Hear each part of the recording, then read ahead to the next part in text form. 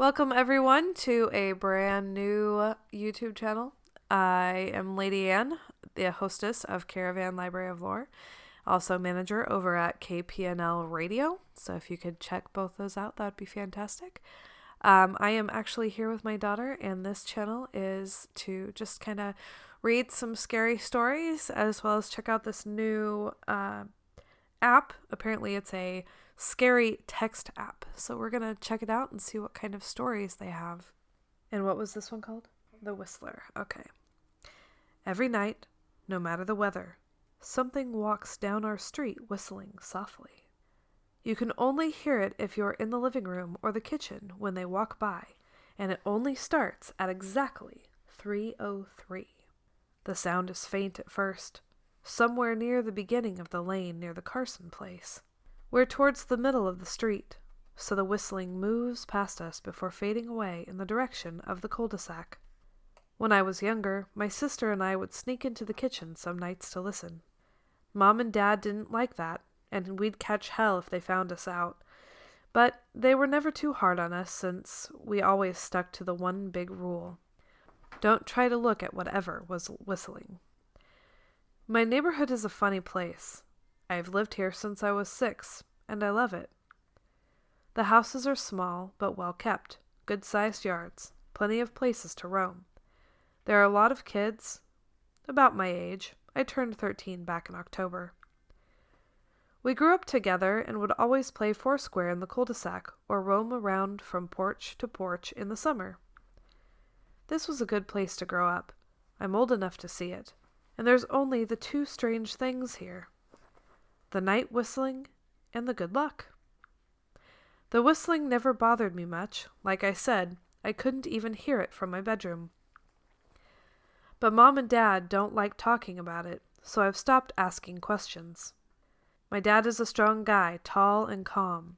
He has an accent since he moved to the U.S. as a kid. His family, my grandparents, they're from the islands. That's what they call it. My dad, the only time he isn't so calm is if the whistler comes up. He talks a little quicker then, eyes move faster, and he tells us not to think about it so much, and to always remember the one rule, the big rule. Don't try to look outside when the whistler goes past. Not that we could look even if we wanted. So, there are shutters on the inside of every window, thick pieces of heavy canvas that pull down from the top and latch to the bottom of the window frame. Each latch even has a small lock, about the size of what you'd find on a diary. My dad locks those shutters every night before we all go to bed and keeps the key in his room. My mom, I don't know what she thinks about the whistling. I've seen her out in the living room before at 3:03 when the sound starts. I could see her if I cracked my door open just an inch to peek. She's not out there often. At least, I haven't caught her much. But once or twice a month, I think she sits out there on her big red couch just listening. The whistler has the same tune every night. It's cheerful. Remember how I said there are two odd things about living here? Well, besides our night whistler, everyone in my neighborhood is really lucky.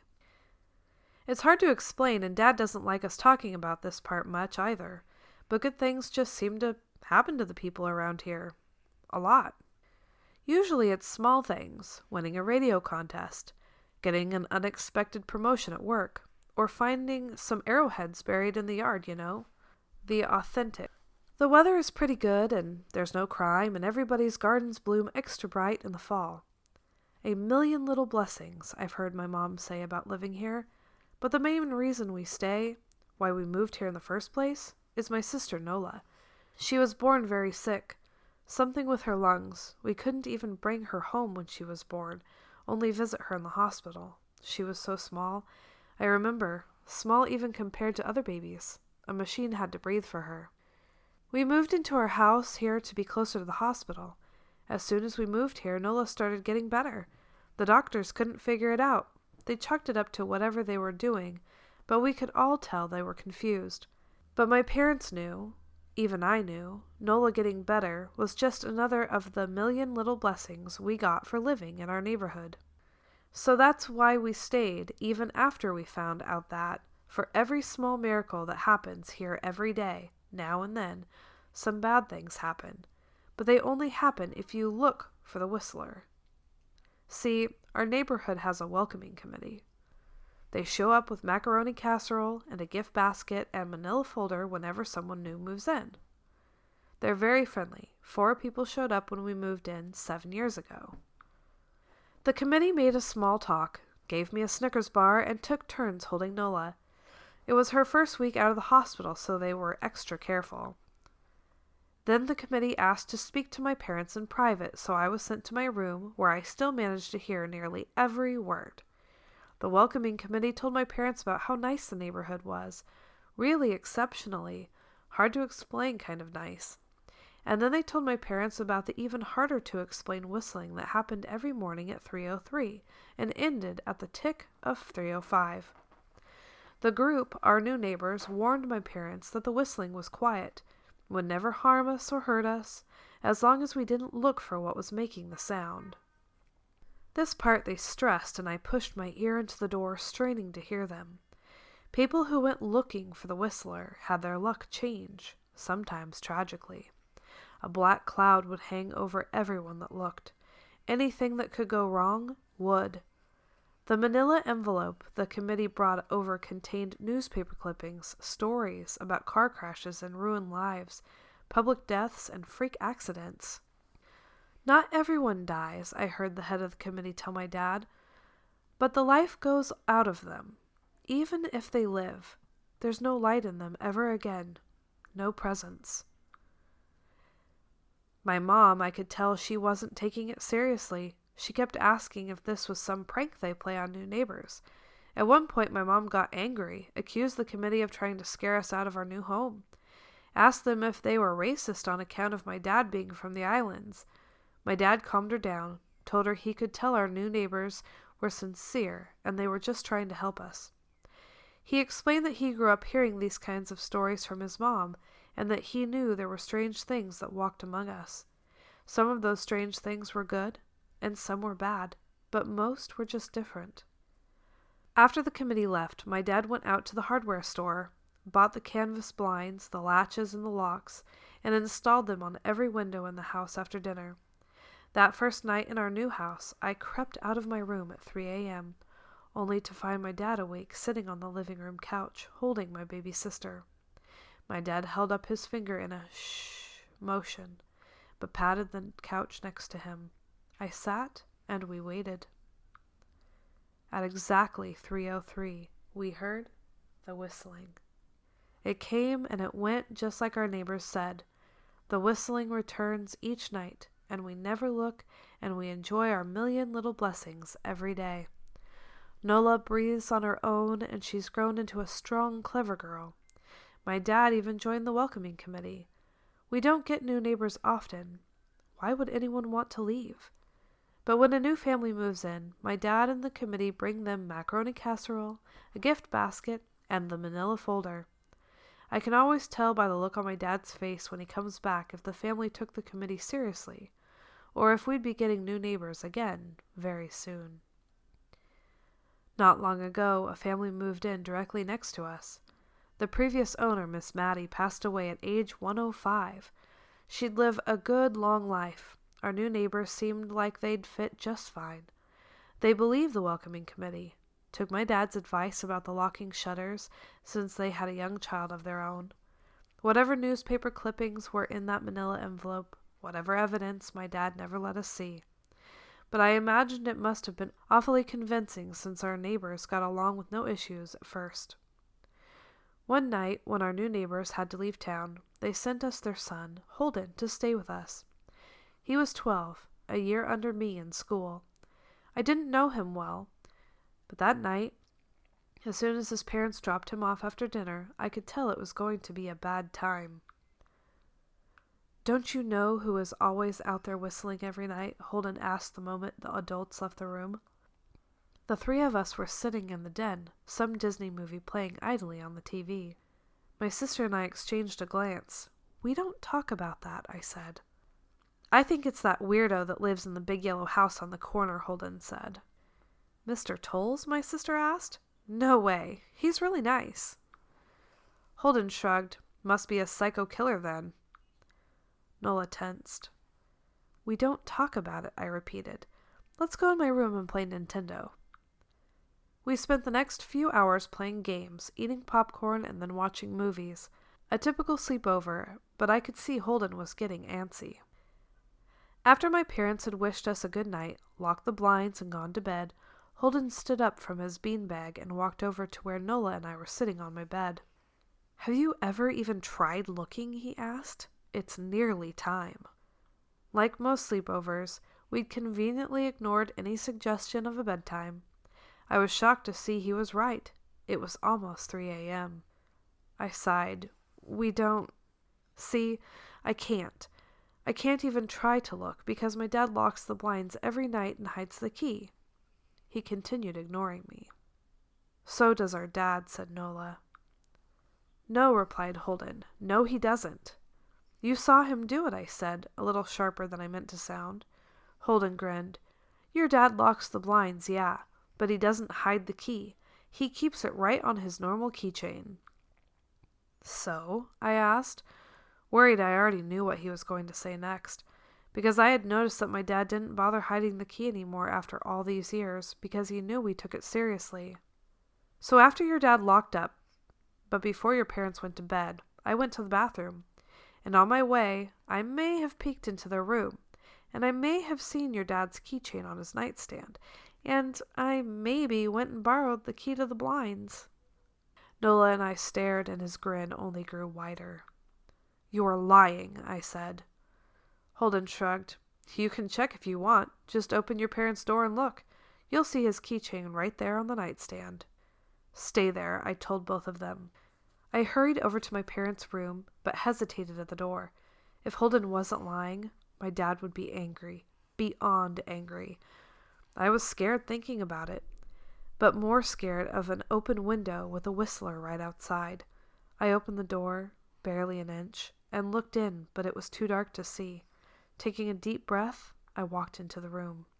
2 steps into the dark, I froze.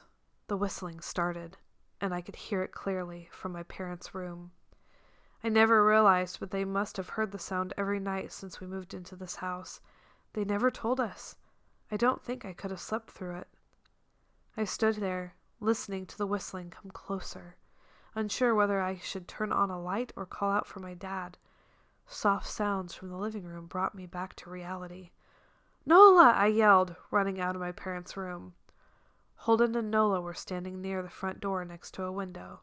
Holden wasn't lying. I could see him fumbling with a lock on one of the blinds. I heard a click. He did have the key. Holden let out a quick laugh. Nola stood next to him, hunched up, afraid but maybe curious. The whistling was right outside our house now. I think I made a sound and called out. I can't remember. Time felt frozen. Clock hands nailed to the face. But I found myself moving. I'm not fast. I've never been athletic. Somehow, though, I covered the space between myself and Nola in a moment. My eyes were locked on her, but I heard Holden pull the blind all the way down so it could release. I heard the snap of it start to raise, and I heard the whistling just on the other side of the window. But I had my arms around Nola, and I turned us so she was facing away from the window. At the same time, I jammed my eyes shut. The blind whipped open. The whistling stopped. I felt Nola shaking in my arms. Don't look, okay, I told her. Don't turn around. We were positioned so that she was facing back towards the hallway, and I was facing the window. My eyes were still closed. I felt her nod into my shoulder. I reached out with the arm not holding Nola and tried to touch Holden. My hand brushed against his arm. He was shaking worse. Holden, I asked. Silence. I reached past him and gingerly felt for the window.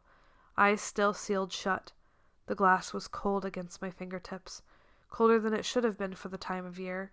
I moved my hand up the window, searching for the string to the blind. The glass began to get warmer the further I reached, and there was a gentle hum feeding back into my fingers. I tried not to think about what might be on the other side of the window. Finally, I touched the string and yanked the blind shut. I opened my eyes in the dim light leaking out from the kitchen. I could make out Holden, pale and small, staring at the now closed window. Holden? I asked again. He turned towards me and he screamed. Everything became a flurry of motion. Lights sparked to life in the hall, then the living room. My parents' footsteps thudded across the hardwood floor. I didn't turn to look back at them. My eyes were glued to Holden. He was pale, had bit his lips so hard there was a thin red line of blood running down his chin, and he'd wet himself. "What happened?" my dad asked from behind me. I managed to swivel back from Holden and look back. He looked. I'd never seen my dad scared before, but I saw it that night. In that moment, an old, ugly terror stitched on his face. A parent's fear. "Just Holden?" he mouthed to me. I nodded yes. My dad let out a breath. He looked so relieved I nearly expected him to cheer. But then he turned to Holden and my dad's face changed. I wondered if he felt bad for feeling good that Holden was the only one that looked. There was a knock at the door. We all froze. Holden whimpered. "Don't answer it," my mom said. She'd stood at the threshold of the hall. I'd always thought she was a skeptic and just humored my dad about the windows and the whistler. But that night we were all believers. I noticed that both of my parents held baseball bats they must have taken from their bedroom. The knock came again, a little louder this time. "Please don't open the door," Holden whispered. My dad walked over to him, hugged him close. "We won't," my dad promised, still holding his bat. "Nothing is coming in here tonight." Thud, thud, thud. This time the knocking was loud enough to rattle the door. Holden screamed again, and Nola clutched her arms around my neck. My mom came over and knelt down next to us, wrapping my sister and me close. Thud, thud, thud. "Call the police," my mom whispered to my dad. The knocking instantly stopped. My dad looked over his shoulder at us. "Do you think?" He was cut off by frantic knocking that trailed off to a polite tap, tap, tap. "Police?" something said from the other side of the door. The voice from outside sounded exactly like my mom, like a parrot repeating the words back to her. "Police. Call. The police." Tap, tap, tap. "Police." My mom pulled us closer. "Police. Police. Police." "Please stop," I heard her whisper to herself. "I don't think calling them will help," my dad said. "How will we know when they're the ones at the door?" The knocking came back harder than before. The door shook. Then it stopped. After a long moment, I heard the knocking again, but now it was coming from our back door. We all turned together towards the back door, but the knocking immediately returned to the front. Front to back to front, loud then quiet then loud again. Suddenly the sound was coming from both doors at once. Big, heavy blows like a sledgehammer. Then something started rapping against all the windows in the house, and the walls. It was like we were living inside a drum with a dozen people trying to play at once. Or we were a turtle and something was attempting to claw us out of our home. "Stop!" Holden yelled. The knocking died. "I won't tell," Holden said, staring at the door. "I promise, I won't tell anyone what I saw. Just please go away."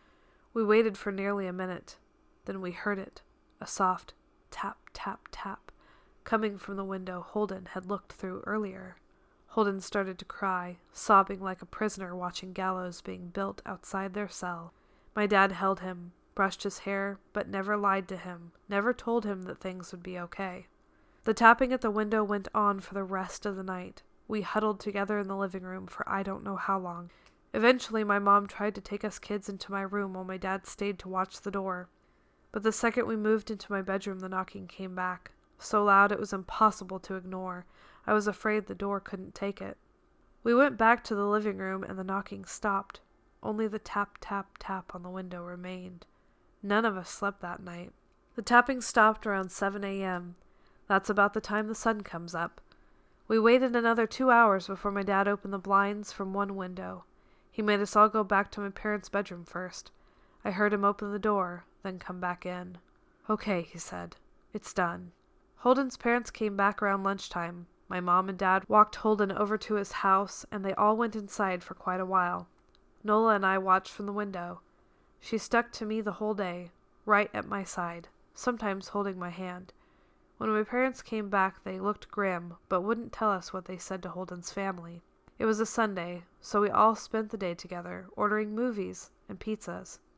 That night, everyone slept in my room. Nola and my mom in the bed with me, my dad in a chair he'd pulled over. There was no knocking that night, or any night since. We didn't see much of Holden or his parents for the rest of that week, but by Thursday, there was a moving truck in their driveway. Nola and I watched them pack up the whole afternoon after school. What sticks with me the most is how tired Holden and his parents looked. All three had the same pallor, grim mouths and lightless eyes. Even from across the street I could tell something was very wrong. Holden and his family were gone before sunset. I remember what the original welcoming committee said to my parents when we moved in. Not everyone who looks at the Whistler dies, but even those that live have the light out of them, and the rest of their lives are full of misfortune. A million little tragedies. I think Holden's parents must have looked, either to comfort him if they didn't believe or share the burden if they did. I watched Nola some days, happy and young and alive, and I wonder if I'd been slower, if she'd looked out the window that night. Would I have looked too, to comfort her, to share that burden? I'm glad I don't have to find out. It's been 2 months since the night Holden stayed here. We still live in that house, in the neighborhood. We still hear our Whistler walking past every night. The blessings, the luck, the good things, they're all too good to leave. But we're careful. We don't have friends over to spend the night anymore, and my dad hides the key to the blinds very, very well. Not that I've gone looking. Some things you just don't need to look for.